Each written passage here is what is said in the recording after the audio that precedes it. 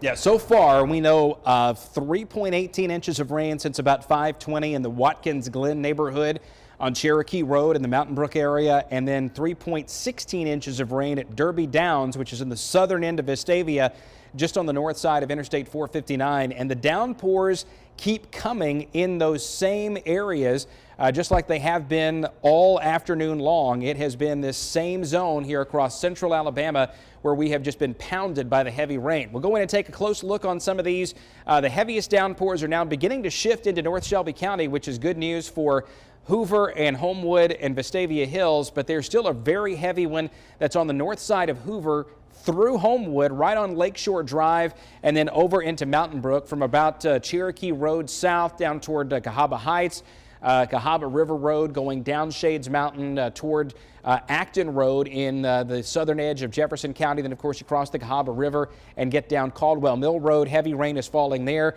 This is Alabama Highway 119 between the main traffic zone there and Highway 280, 119 going northbound up past the church at Brook Hills and up toward Lake Purdy. Heavy rain is falling here, but notice one good thing here. The lightning output is decreasing. That means we may finally be raining some of this out to the point where we're losing instability, and that should help to cause some of these storms at least to gradually fizzle out over the central part of the Birmingham metro area. But now the issues are shifting southward with a slow-moving storm on top of Chelsea, and then out Highway 280 from around Chelsea Park out toward Westover, and then eventually out toward Harpersville. You're at least getting the rain-cooled air from this, even if the storm doesn't quite make it all the way into the Harpersville community. Farther to the north and northwest, the storms that we had been watching earlier are starting to fade away over North Jefferson County, so this is really becoming more of a South Jefferson into Shelby County issue, with heavy rain now beginning to fall on the north side of Columbiana, and right here, of course, Highway 25 on the north side of Columbiana coming right in. You may get about 1 to 2 inches of rain from some of these downpours. But then on the west side of I-65, there's hardly anything going on at this point. Helena over toward Pelham into Alabaster, but then into Bibb County, just southwest of Wilton and Montevallo along Highway 25, new development in that area too. So these storms are not severe by definition, but there's a good chance they're going to have some gusty winds and a lot of torrential rainfall. In fact, one thing you can note here is watching those last few frames of the radar loop, how those storms just seem to blossom between Columbiana and Calera.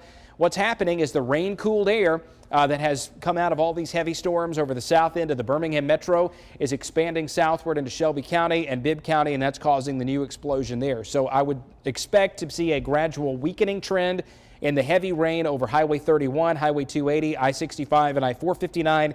Now that's beginning to shift down south of Alabaster, south of Highway 11, toward Columbiana, toward Calera, and then over into Talladega County and into Calhoun County. We've got additional thunderstorms there, and some of this action here in Bibb County and Chilton County, while not severe, is going to have a lot of lightning with it, and lightning is one of the underrated issues with these summer-like thunderstorms.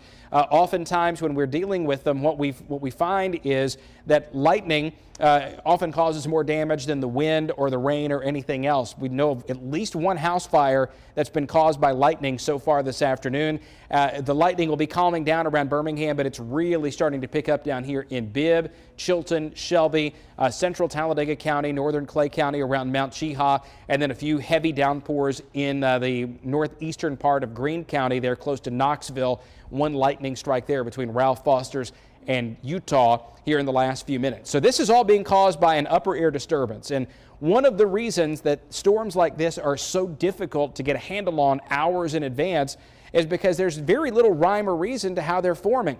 But once they get on top of a city like Birmingham, where we had so much heat today, we got to 93 for a high.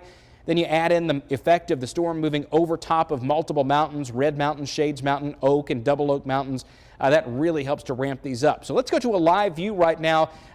This is City Hall in Mountain Brook, and you can see water up to at least the bottom of wheels. Looks like some car bumpers. There was a report earlier from Mountain Brook Police Department that we had water coming into their parking deck. So some flooding occurring right here in Mountain Brook. You can see some folks are just kind of waiting this out until the water has a chance to recede. The parking lot there, this is not probably some of the worst flooding that we're going to find.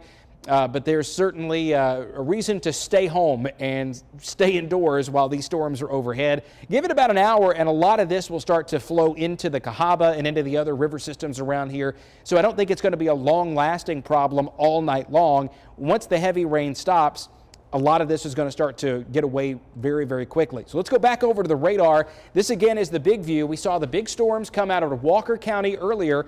The rain-cooled air hit the ground, expanded out in all directions, and we ended up with the heavy storms developing over Birmingham. But behind that, there's nothing coming in for the rest of the night. So once these are passed, we will be done with thunderstorm activity for today, and we'll see more develop during the day tomorrow. Earlier, we were watching for severe thunderstorm potential up to the north, but that has now shifted south.